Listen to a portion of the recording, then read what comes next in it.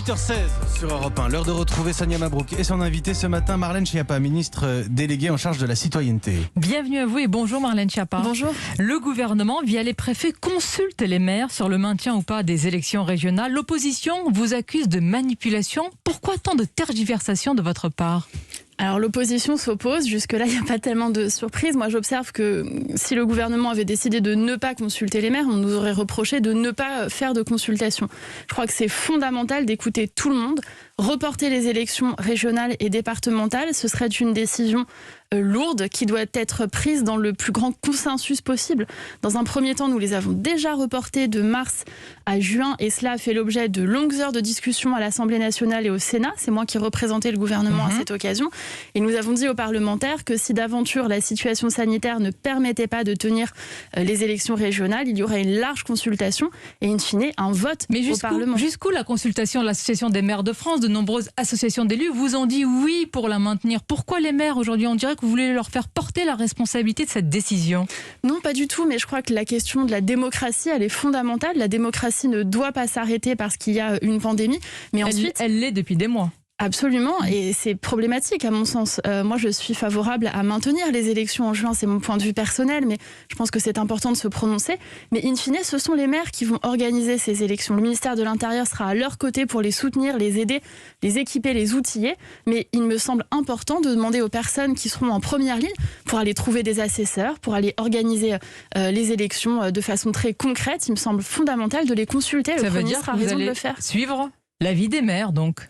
Je crois que le Premier ministre, Jean Castex, est en train de chercher le consensus le plus grand possible. Jusqu'à quand va-t-il le chercher, Marlène Schiappa ? Alors, il y aura un débat cette semaine. Vous savez que le Premier ministre s'est engagé à échanger avec le Parlement. Et donc, je crois que dans la semaine, nous serons fixés pour avoir une date très précise avec des positions claires des uns et des autres. Vous avez dit tout à l'heure que l'opposition s'oppose. Elle ne fait pas que cela. Elle vous accuse de manipulation parce que vous craignez ce scrutin. Est-ce que vous craignez un Waterloo électoral ? Pas du tout. Vous savez, d'abord, le gouvernement est préoccupé plus par la situation sanitaire et par la situation actuelle et la relance économique que par les élections. Je crois que les élections, c'est un temps démocratique fondamental pour notre pays. Mais ce qui nous fait prendre des décisions, ce n'est pas de savoir si tel ou tel parti dans telle ou telle région va faire tel ou tel score. Ça ne vous intéresse pas du tout de savoir que ce scrutin pourrait favoriser les sortants. Vous n'y prêtez pas du tout attention. Moi, on doit vous croire. Sincèrement, moi, je vais vous dire à titre personnel, je pense que la situation politique et les équilibres électoraux ne vont pas varier entre juin et septembre. Il ne va pas se passer quelque chose de miraculeux pendant l'été. Donc je pense que c'est une erreur de prêter ces intentions-là au gouvernement. Nous faisons tout ce qui est en notre pouvoir pour que les élections se maintiennent. En tant que ministre chargé de la citoyenneté, c'est aussi mon devoir d'équiper les maires et de les outiller. Après, en tant que personne engagée politiquement, bien évidemment, je souhaite que les candidats de La République En Marche l'emportent. Laurent Saint-Martin, par exemple, mobilise une très belle équipe autour de lui mais qui ne porte pas ses fruits ni des faits. Alors, je suis pas d'accord. Hier, il y a vous ne regardez pas les sondages de la même manière, alors. Si, j'ai regardé les sondages, mais les sondages... Vous les voyez avec des lunettes roses ? Non, pour l'instant, je crois que ce sont surtout des sondages de notoriété et je crois pas qu'Audrey Pulvar ou Julien Bayou soient plus hauts que Laurent Saint-Martin. Je vois que pour l'instant, il y a un équilibre et chacun attend qu'il y ait justement un lancement de campagne, des débats mais pour mieux connaître... écrase le match en Ile-de-France. Elle est sortante, elle est davantage connue, mais Laurent Saint-Martin est quelqu'un qui gagne à être connu. C'est toujours le rapporteur général du budget. Il s'est chargé d'un certain nombre de missions importante pour la République. Vous intéressez à la campagne, vous faites sa campagne là. Ah bien sûr, en direct. Je réponds à la question et je défends mon camarade Laurent Saint-Martin qui a beaucoup de mérite et qui avec une belle équipe autour de lui propose des choses importantes comme par exemple la police régionale en Ile-de-France. Il y a aussi un autre sondage, celui des régionales, il y a celui des présidentielles. Nous sommes à 1 an, c'est le sondage IFOP, le match. Marlène Schiappa, Macron, Le Pen tient toujours la corde. Après presque 5 ans de pouvoir d'Emmanuel Macron, la présidente du RN reste l'aiguillon du second tour. Est-ce que ce n'est pas votre échec ? Je crois que c'est un échec collectif. Vous savez, moi, quand j'étais jeune, quand j'étais adolescente, quand Jean-Marie Le Pen était à 15%, on était scandalisés, on en faisait des manifestations, des chansons, des protestations, et tout le monde disait que c'était un scandale et que maintenant, il fallait le faire baisser dans les sondages. Bon, quelques années après, on ne s'étonne même plus que Marine Le Pen soit au second tour des élections. On en fait même un postulat, en fait. Et moi, qui le fait ? Est-ce que ce n'est pas vous-même au pouvoir, la majorité? Alors, pas du tout. Moi, j'observe que vous actez qu'elle est déjà au second tour. Ah non, moi, juste, je ne le fais jamais. Vous aurez remarqué, je ne le fais jamais. Et je pense qu'à force de dire face à Marine Le Pen, qui est-ce qui aura au second tour, je pense qu'on part du principe qu'elle sera là et qu'on l'installe dans le paysage. Jordan Bardella, par exemple, n'a même plus à faire campagne. Ce week-end, il a montré qu'il ne connaissait pas ses propres propositions pour les élections, qu'il ne savait pas les chiffrer. Et je crois qu'il n'y a pas un vote sur la compétence des uns et des autres. Il y a un vote peut-être de colère et un vote pour manifester autre chose qu'une volonté de responsabilité. Alors avant 2022, il y a toujours l'épidémie. Olivier Véran annonce que la vaccination sera élargie aux plus de 55 ans et plus. Mais comment vaincre aujourd'hui la défiance du vaccin AstraZeneca ? C'est une vraie question. Le Premier ministre Jean Castex s'est fait vacciner lui-même. Je ne sais pas si ça va suffire. Hein. Non, rien ne suffit en soi. Moi, je pense qu'on a eu dans un premier temps de la défiance vis-à-vis des vaccins en général. Et j'observe qu'en quelques semaines, en quelques mois... Vous l'avez un peu gonflé, cette défiance quand même, Marlène Schiappa. Je ne crois pas qu'on l'ait gonflé. Honnêtement, on a voulu répondre vraiment point par point aux inquiétudes. Dans un premier temps, vous aviez des discours complotistes. D'ailleurs, vous en avez encore sur les vaccins. Je pense qu'on est le pays de Pasteur. Il est fondamental de rappeler que les vaccins, ils ont une efficacité qui est prouvée scientifiquement et que c'est en se vaccinant qu'on pourra enfin voir la lumière au bout du tunnel. Quant à l'AstraZeneca, moi, je ne vais pas faire comme tous les gens qui disent « je ne suis pas scientifique, mais » et qui vous donnent un avis très clair sur la composition, etc. Je ne suis pas scientifique à titre personnel. Je ne peux pas vous faire de démonstration scientifique, mais j'écoute ce que disent les médecins. J'étais en Corse dans un centre de vaccination. Le président de l'ordre des médecins de Corse, Michel Mozzi-Conac, qui a impulsé un centre de vaccination à côté d'Ajaccio, disait que sur les 1000 personnes qu'il a vaccinées à l'AstraZeneca, aucune n'avait eu d'effet secondaire. Mais vous ça écoutez fait pas une cohorte. Puisque vous écoutez les médecins généralistes qui vous disent qu'ils ont du mal aujourd'hui à convaincre les Français, des citoyens qui viennent et qui certains veulent faire un choix parmi les vaccins. Bien sûr, c'est pour ça que je vous donne les arguments qui sont donnés par les médecins eux-mêmes. Je pense que l'essentiel, c'est de se vacciner. Après, moi, je ne veux pas obliger les gens à choisir tel ou tel vaccin. Il y a évidemment une liberté et l'idée n'est pas de contraindre qui que ce soit à quoi que ce soit. Alors, les autotests, ils sont disponibles enfin. Pourquoi toujours un temps de retard chez nous en France ? Tout est relatif, un temps de retard par rapport à quel autre système. Oh là là. On va commencer par l'Allemagne. Les autotests sont déjà légion sur place chez nos voisins. Alors Clément Beaune, qui s'occupe de la question des relations européennes et des affaires européennes, a expliqué qu'il y avait des pays qui communiquaient plus ou moins sur tel ou tel sujet.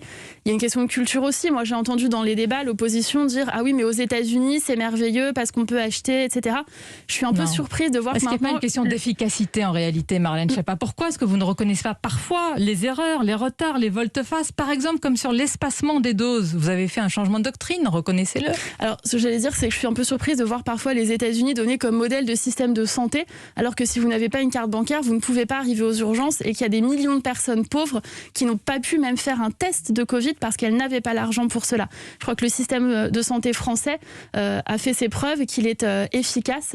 Et après, il y a des ajustements face à cette pandémie qui est inédite. Il n'y a aucun pays qui réussit à ce stade à éradiquer la pandémie. Alors, tout autre sujet, des inscriptions, des tags anti-musulmans ont été retrouvés sur les murs du centre culturel Avicenne de Rennes. Le gouvernement condamne bien sûr, mais est-ce que vous y voyez aussi le symbole d'un climat peut-être qui s'installe? Il y a évidemment un climat de violence et de haine. Il n'y a pas une journée qui se passe sans qu'on découvre des menaces de mort ou des appels à la haine, que ce soit vis-à-vis des lieux de culte, vis-à-vis des responsables politiques, vis-à-vis des journalistes.